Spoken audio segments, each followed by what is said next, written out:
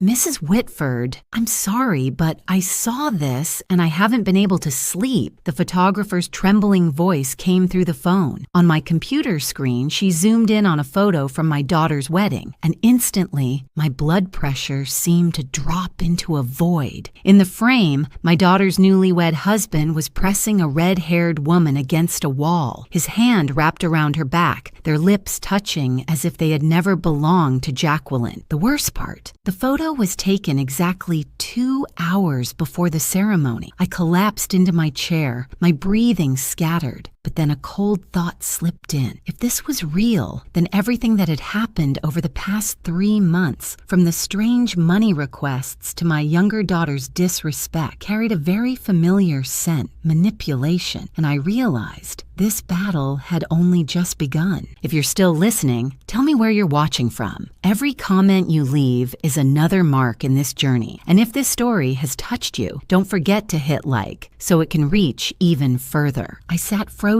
in my familiar workspace, the room filled with the scent of pine and varnish, the place where I'd spent decades building our small family woodworking shop in Scottsdale. Yet Marcy Donalds' voice still echoed in my ears like a final alarm before disaster. I was 68, widowed for 8 years, believing my life, though lonely, was at least stable, until an unknown number called and pulled me into a storm I never imagined. "You need to come to my studio as soon as possible, alone," Marcy said. "Please don't tell Jackie, not yet." That one sentence sent a chill straight down my spine. My eldest daughter, Jacqueline Whitford, or Jackie as people called her, had been married only 3 weeks. A grand wedding at a resort in Fountain Hills, where I'd spent almost $70,000 just to see my daughter happy, stepping into a new life with the man she believed was right. Daniel Foster, a polished, soft-spoken financial specialist who seemed so genuine even I told myself more than once she found the right one. But I no longer trusted the things I told myself. Ever since Jackie's wedding, I'd noticed small but heavy changes. She visited less, but every visit came with money requests. The way she spoke, the way her eyes scanned my house as if evaluating assets, it all unsettled me, though I ignored it. Who wants to think poorly of their own child? And then, this morning, Marcy's call ripped the last veil away. I shut my laptop, trying to stand, but my legs felt like they no longer belonged to me. I braced against the table, feeling as if all the air had been pulled out of the room. I exhaled shakily, and from the living room, Lily's voice struck me like a slap. "Mom, where's your credit card? I need to put down a deposit to fix Brandon's car." I closed my eyes. Since Lily and her boyfriend, Brandon, had moved in temporarily, I thought I was helping her through a rough patch after losing her job, but temporarily had stretched into 4 years. Brandon lay around the house like he owned it, and Lily needed a few $100s from me every week for one reason or another. I stepped out of my workspace, already exhausted before speaking. "Lily, I'm busy. We'll talk later." "Later? You're always later. I already told you Brandon's car broke down. Or do you want me to be embarrassed out there on the street?" She said, "Embarrassed?" As if I were the reason she was ashamed, not the 35-year-old man refusing to get a job. I didn't answer. I walked straight to the kitchen for a glass of water, hiding the tremble in my hands. Then Marcy texted, "Mrs. Whitford, I'm really worried about. Please come see me tomorrow morning. I'll explain everything clearly." I set the phone down, feeling my heartbeat in a hollow space inside my chest. I didn't know what scared me more, the truth hiding in that photograph or the idea of having to tell my daughter. That evening, after a dinner, Lily and Brandon didn't bother to clean up. The doorbell rang. Jackie stepped inside. Perfect as always. Cream blazer, expensive handbag, golden hair curled neatly. "Hi, Mom." She kissed my cheek, then sat on the sofa. "Daniel and I want to buy a house. A place in North Scottsdale. 4 bedrooms, pool, great view. We just need you to help with $40,000 for the down payment. Just need you to help." She said it as if I were financially responsible for her marriage, as if the nearly $70,000 I had spent on the wedding wasn't a big deal, as if being widowed and running the woodworking shop alone for 8 years was invisible. I asked softly, "You need it that urgently?" Jackie looked at me as though my question was the unreasonable part. "Of course, Mom. The market's hot. Daniel and I have seen that house 3 times already. I'm telling you tonight because I know you'll help. You always do." I looked into her eyes and realized her smile didn't reach them. It was the smile of someone used to being given what they wanted, someone used to taking without offering anything in return. I nodded, neither agreeing nor refusing. She hugged me, a cold hug, then left. The headlights of her Mercedes swept across the living room window before disappearing, leaving the house in darkness. I stood still for a moment, then turned toward the kitchen. Dirty dishes, pizza boxes on the table, Brandon's shoes in the middle of the floor. I no longer felt like the homeowner, but like a resource for the selfish adults I had raised. I returned to my workspace, shut the door, and sighed deeply. The pine wall I had built myself last year felt like it was closing in on me. The darkness outside the window blended with the darkness inside me, and for the first time, I wondered, how long has it been since I lived for myself? That night, I reopened Marcy's message, staring at the last line. "I believe you need to know." I was a strong woman, but my eyes stung so sharply, I covered them with my hand. Not because I feared the truth in the photo, but because if this was real, my entire family had been built on a lie, a very expensive lie. I sat at the edge of my bed, my hands still shaking. I thought of my husband, Jonathan, and wondered what he would do. He always taught me to trust myself, even when trust in others became difficult. And in that moment, I knew Jonathan would never want me to close my eyes and let this slide. I lay down, but sleep wouldn't come. I heard Lily and Brandon laughing loudly in the living room, every burst of laughter stabbing through my thoughts. Each time I closed my eyes, I felt like I was living with strangers. By 3 a.m., I was still awake, staring at the ceiling, whispering into the darkness. If this is real, Eleanor, you need to prepare for the worst. And I knew tomorrow morning I would meet Marcy Donalds. No matter how cruel the truth might be, I had no way back now.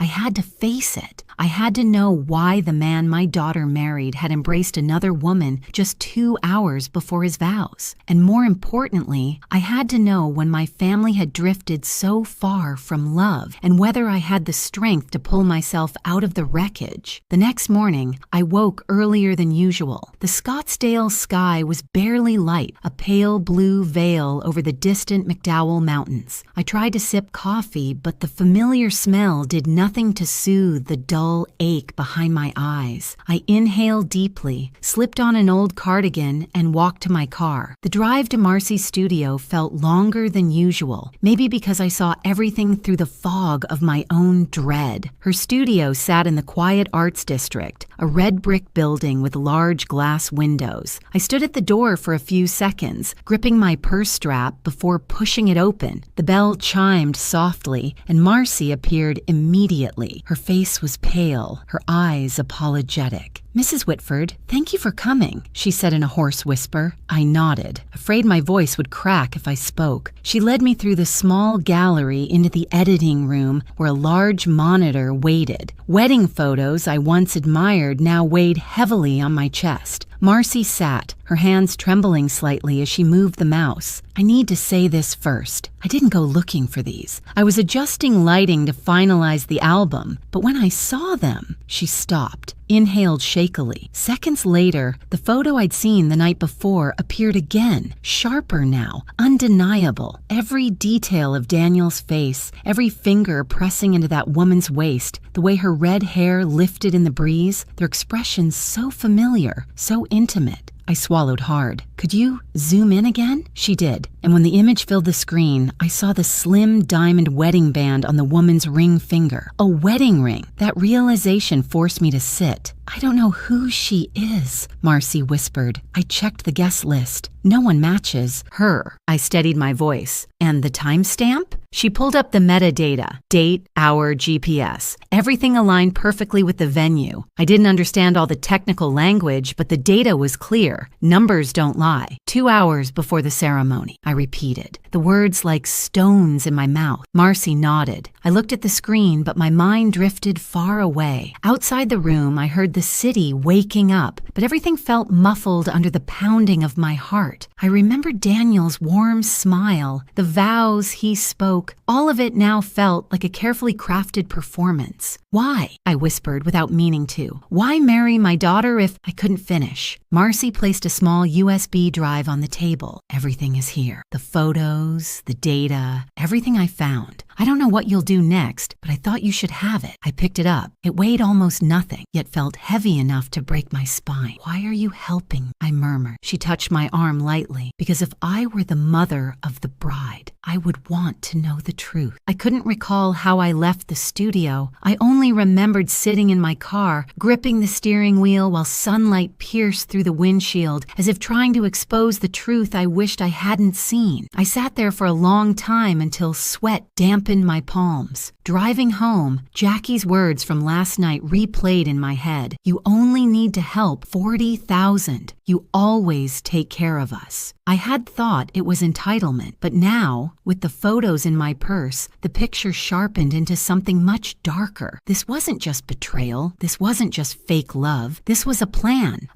executed with precision. The lavish wedding paid by me. The demand for cash gifts only. Daniel's flawless behavior.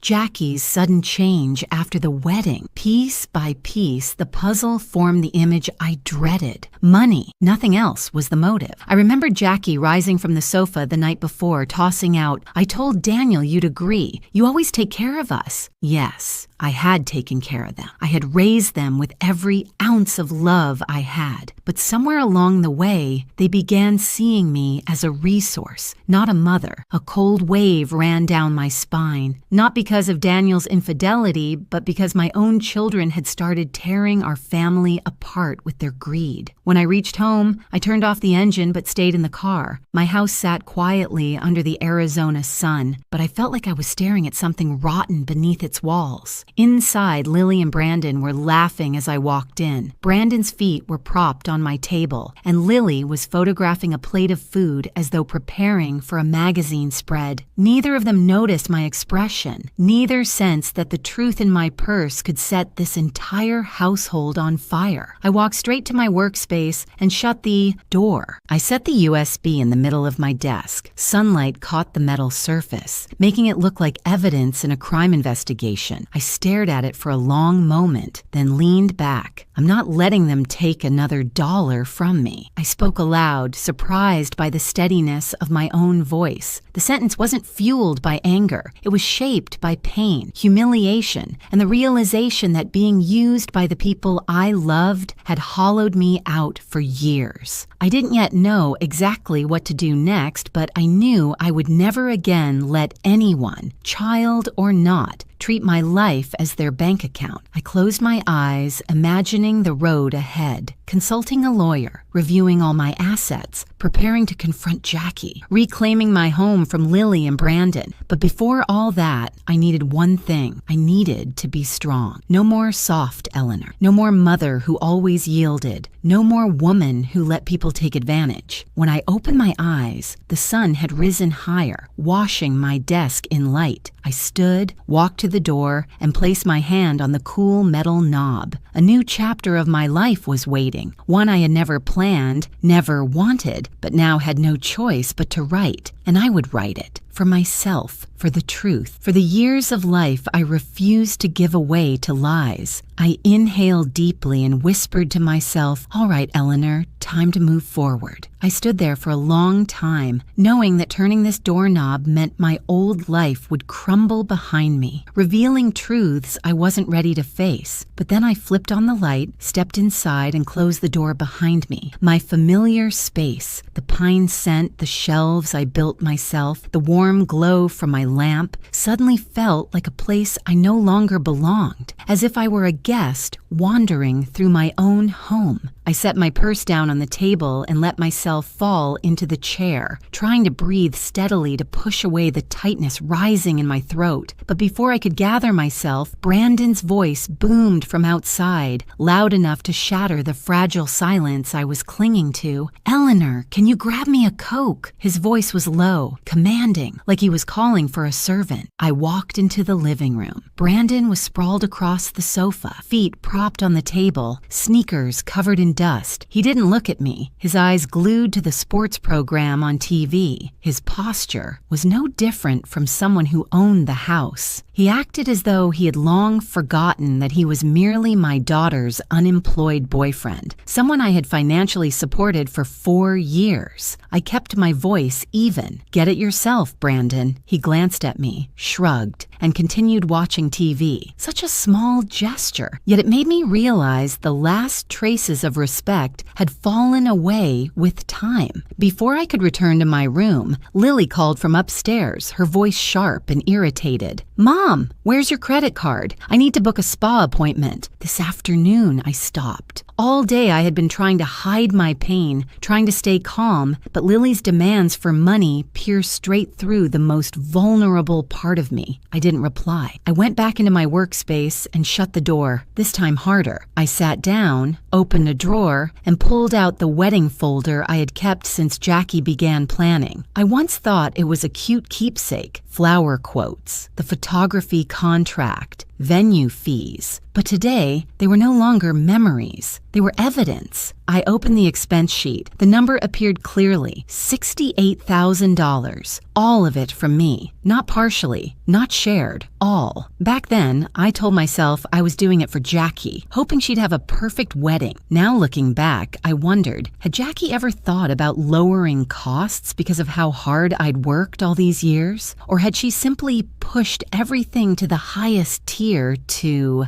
maximize my investment? I flipped to the page about wedding gifts. Jackie once told me, "Mom, everyone prefers cash now. It's so much more convenient. Physical gifts are just clutter." I had agreed without hesitation. But now, remembering that moment, a different layer of truth surfaced. Cash gifts mean easy to split, easy to hide, easy to turn into something else. My breath grew shallow as I recalled those thick envelopes left on the reception table. Love offerings from my friends, colleagues, and family, perhaps becoming part of someone's plan. I wrote down the number. Wedding cash gifts, $47,000, most of it from people I had known for years. I wondered, did Daniel know this from the start? Was he the one who suggested cash only? Or was it Jackie? I didn't want to believe that, but the photos Marcy had shown me had ripped open a door of truth that I could no longer shut. I picked up a pen, my hand still trembling, and began writing every detail I remembered. The day Jackie insisted on cash gifts, the times Daniel praised me for being generous, how they talked about their financial future as if already calculated, the occasions Jackie dodged questions about their joint accounts. I didn't know why I was writing all of this, but something instinctive told me I needed to record every piece, as though, if I didn't, the fragments would vanish and I'd never be able to assemble the terrifying picture taking shape.